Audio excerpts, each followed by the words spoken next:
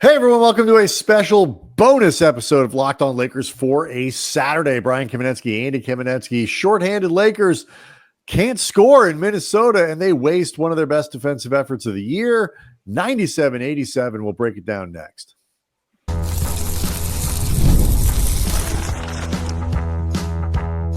You are Locked On Lakers, your daily Los Angeles Lakers podcast, part of the Locked On Podcast Network. Your team every day. Thanks to everybody for making Locked On Lakers first listen of every day, Monday through Friday. And obviously, as you can tell, sometimes on Saturdays, this is where you can go where I will never be behind a paywall, Andy. And Locked, you know what was behind a paywall tonight, Andy, on Friday night? The Lakers shooting. It was apparently behind a paywall. And the Lakers, because they are notoriously cheap, would not pony up for the offense in Minnesota. They didn't fly it out there.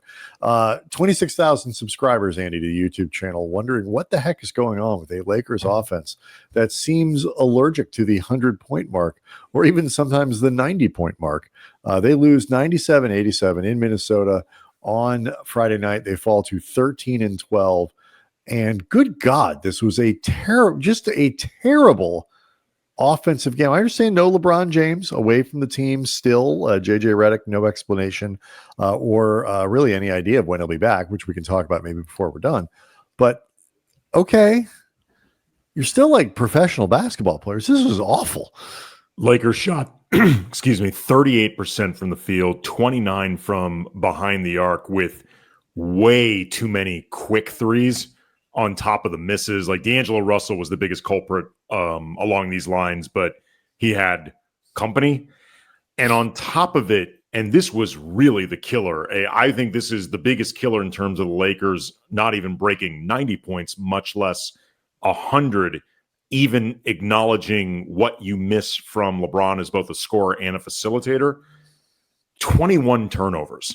They had 11 turnovers in the first quarter alone, which is, I mean, in and of itself is like 11 turnovers. That can be a game's worth. That's a 44 turnover pace, Andy. Like they had given up 10 points off turnovers with 4 minutes left in the first quarter. So you're talking about right there, 21 empty possessions. Like it might have even been considered 22, depending on which statistician you go to, because I've seen it listed as 21 or 22. Either way, way too many. 7 Lakers had 2 or more turnovers. Austin Reaves must have bribed the Wolves statistician, like the local guy, because he only has 2. There was one point in the game you actually texted me and you said, how does Reaves only have 1? I said, it's a typo. He has 10. Like, I mean, I don't know how. Well, almost like there were sections of the game. Like there was one sequence where they, muffed up looked like a pick and roll attempt, and the ball's rattling around. AD picks it up, and Rui, who's standing on the baseline, cuts the basket. AD hits him for a basket, and easy dunk. It was like they decided that was a play, and they tried it a couple possessions later, except they just didn't get the ball that time. It's like, oh, let's do that. We almost turn it over, and it leads to an open bucket. But it just you can't shoot what they shot, 38%, and turn the ball over that much. You might be able to get by on a night where you're shooting 52%, turning the ball over that much. Or you can get away with 38% maybe if you turn the ball over 9 times. But you're not going to win if you score or if you do both of those things at the same time. And it's just the ineptness of this offense, just really with whatever combination you're putting. If you take away the Atlanta game, and I guess maybe Portland, but Portland is really a lousy team. If you take away the Atlanta game, they really haven't played a good offensive game, it seems like, against a halfway decent team, and I'm not sure when.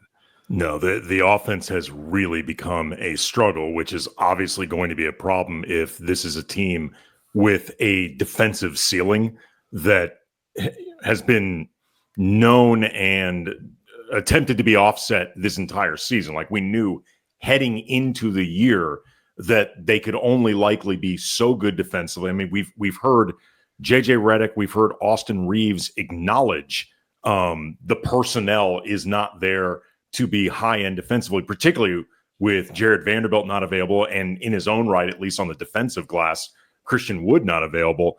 Ironically, this was the game where the Lakers actually wasted their defense. Like in the first half, I thought there was a combination of the Lakers playing hard defensively and the Wolves with a lot of very questionable shot selection. The second half, the Lakers were just flat out really good defensively. Yeah, they worked well. I mean, Christian Coloco was best game easily. I mean, hasn't played that many. Easily his best game of this season since he was at one point plus 15 in a game where the Lakers spent most of it trailing double digits.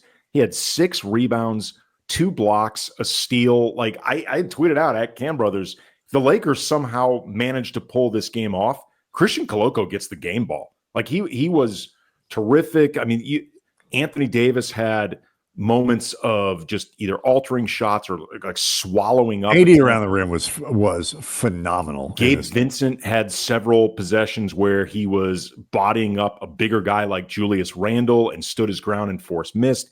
Cam Reddish was really disruptive with deflections and steals. Like even D'Angelo Russell, who overall had a very poor game, D'Lo had a fantastic sequence where he got back and challenged a Nickeil Alexander-Walker dunk attempt into a miss, like just getting back in transition. Like almost everybody on this team had at least one defensive standout standout moment, and many Lakers had several.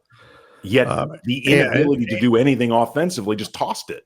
And completely. And, you talk about the waste. It was a waste of a defensive effort. And it was a waste, I think, quite frankly, of an opportunity that Minnesota provided them, something the Lakers have done before, where like you feel like, okay, you're kind of, as to use the expression I know you like, kind of playing with your food a little bit and giving a team an opportunity to get back into it. And the Lakers, I never felt, even when they every time Minnesota was so inept offensively too, that every time the Lakers were working hard and every time the Lakers got hit 2 shots in a row, they got to within like 5.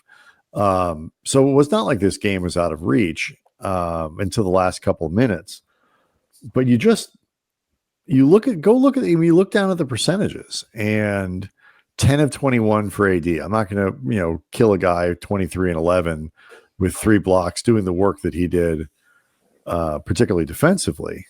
But, I heard Michael Thompson. I was in the car getting my kids from school, and I heard Michael Thompson on the pregame show on ESPN, where you do a lot of work, 710 ESPN. He said, like, this is a game where they needed 30 from AD. And I think that's right. And they didn't get it. And, 23 points, 10 of 21, 1 of 5 from 3, only got to the free throw line 5 times. Wasn't playing downhill.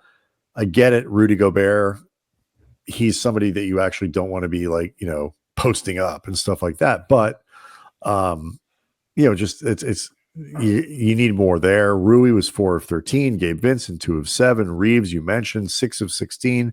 Max Christie actually probably had their steadiest offensive night, under the radar, 15 points, 5 of 9 from the floor. You go to the bench, but he also had 4 turnovers. Well, I mean, so did all. Sure, but I'm just saying, like, it's indicative of how things were going, because it's Armel not like Traore had 3. He didn't even play. It's not like Max Christie is a high usage player for him to have 4 turnovers. It's a lot. Max, to his credit, after the game was like that. He said that's way too many for me. Right. And so I just, from a shooting standpoint, 5 of 9, 2 of 3 from 3-point range, 3 of 3 from the line. It's like, okay, you're getting production from Christie inserted into the starting lineup, but then you go to the bench and Reddish missed all 3 of the threes he took.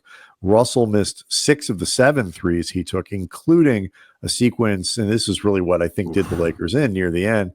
Took a 3. Lakers got the rebound, tap out. Misses short. Lakers get the rebound. It goes back to Russell a 3rd time. Misses short again. The Lakers must be the 28th, 29th, 30th ranked team in the league, and gotta have it 3-point percentage. Like, I realize that's kind of a mushy thing, but we all know what it is. Like you're sitting on your couch going, oh, that's got to go in. And it doesn't. Like they've hit like 2 of those this season. And, Connect, while, he, like everyone, played really hard, had 9 rebounds.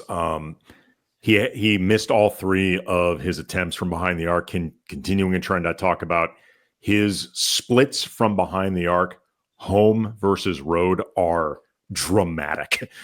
They are really, really dramatic. I have not looked lately, but I cannot imagine that they are any better than the last time I looked. If anything, they are likely worse. And it also gets to this idea with whether you're talking about D'Lo and some defensive contributions. Again, didn't play a good game. I'm not trying to paint it that way, but Reddish with some good defense, solid defense. I think Reddish, for what his role is, actually had a pretty good game. He did fine, but like Connect, 8 rebounds. So that's good. Hey, you're 9 rebounds. You're contributing in other ways. And doing that, Rui Hachimura had his physicality praised by JJ Redick at the end of the game. It's like, that is all fine and is important and is well and good, but Dalton Connect needs to score. D'Angelo Russell needs to hit his shots. Austin Reaves can play hard, and he did have 18 points, but he's got to be more efficient than 6 of 16. Like, these guys are not, you can't, particularly when LeBron's not available, there is no space for sort of moral victory stat lines from guys where they're doing a few other things, but not the thing that they are relied on to do. And in the meantime, as far as that question of when is LeBron going to be back, the answer is we don't know, because to quote that George Washington sketch that they do on Saturday Night Live, nobody knows. JJ Redick was asked before the game if he knew when LeBron was going to be back, and he does not. He said no. I mean, we were not there, obviously, in Minnesota, but the way I saw it relayed over social media was just, I heard the clip. Nope. No. And that, if nothing else, with no elaboration, that, if nothing else, does not sound promising for Sunday's game against Memphis. And then, obviously there are 3 days off before the game in Sacramento, but we are also reaching a place where the Lakers need to provide some clarity for what is going on. Like, this is an awfully long time. Assuming they have any. Assuming they have, you're correct, fair enough. But this isn't. The one thing they can't say is, I don't know, LeBron hasn't told us anything. Like that they cannot announce. Like, I know you and I are all for transparency and believe the Lakers would be smarter to communicate better and more freely. That's not something they can say. You can't say, he hadn't told us either. But even specificity in terms of what is behind, because like the idea, at least the way it seemed presented initially when LeBron ended up missing the game against Portland, and even leading up to that, when there was the talk about, all 82 and whatnot, there seemed to be an optimistic spin that this time off, this extended break that the whole team was getting, but LeBron in particular, that whether physically with the sore foot, mentally for a variety of reasons, season 22, blah, blah, blah, blah, blah, that we would be heading in more of a definitive direction of where do we go from here. And at least in the way Redick is talking about it, and maybe there's more that he and the Lakers know and they just simply are not elaborating, it's becoming more mysterious.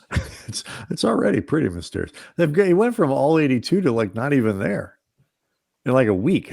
Yeah. Went from I'm here for all of it to I'm not even here at all. So I suspect, if it's the foot, it's the foot, and fine. And even if it's the foot / he needs to a little bit of time to recharge, that's an explanation as well. But at some point, you are going to have to explain why LeBron James is not with the team. Remember, LeBron is going to have to explain why LeBron's not with the team. Someone's got to explain it.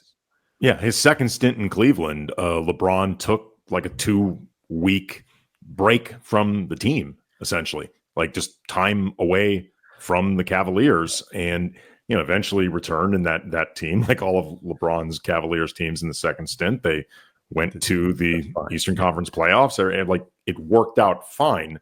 My point is, this is not unprecedented in terms of if it is kind of a break from the team. We just kind of need to know, is it a break from the team? A lot of fans want to take a break from this team too. They are 3-8 in their last 11 games. They are now 13-12. They are in the 10th spot, a very precarious place to be with the team that is chasing them by a half game, at least as of Friday night. The Sacramento Kings got 2 games coming up against the Kings this week. So the next 5 for the Lakers, including a Pistons team that beat them the last time they went and played them, are really tough, starting with Sunday's game against Memphis, which obviously we will be here to recap when it's all said and done. We wish everybody a happy weekend, but we can't go until we tell you about this. The Locked On Lakers, to begin with, brought to you by Robinhood. With Robinhood Gold, you don't need a silver spoon to eat up the financial favors of the 1%. Robinhood Gold allows others to get the rates and perks usually reserved for the high society. Now, the resourceful individual with Robinhood Gold can earn the very liberal rate of 4.25% APY on uninvested cash and be rewarded with a handsome 3% retirement boost on IRA account contributions. Robinhood Gold provides the privileges of a high net worth for any net worth. These generous benefits are now available for only $5 a month. The new gold standard is here with Robinhood. Sign up at Robinhood.com/gold. Terms apply. For product specific disclosures, visit Robinhood.com/gold. Investing involves risks. Rates may change. Gold membership is offered by Robinhood Gold LLC. Locked On Lakers also brought to you by FanDuel. Get ready to tackle the NFL action with FanDuel, America's #1 sports book, because right now new customers can bet $5 and get $150 in bonus bets if you win. The FanDuel Sportsbook app gives you everything you need to place live bets on the NFL all in one place. So when you get that hunch in the middle of a game, you can check out the latest stats, view live play-by-play, and so much more on the same page where you place your bets. So visit FanDuel.com to join today. You'll get started with $150 in bonus bets if you win your first $5 bet. That's FanDuel.com. Never waste a hunch. Make every moment more with FanDuel, the official sportsbook partner of the NFL. We'll see everyone Monday.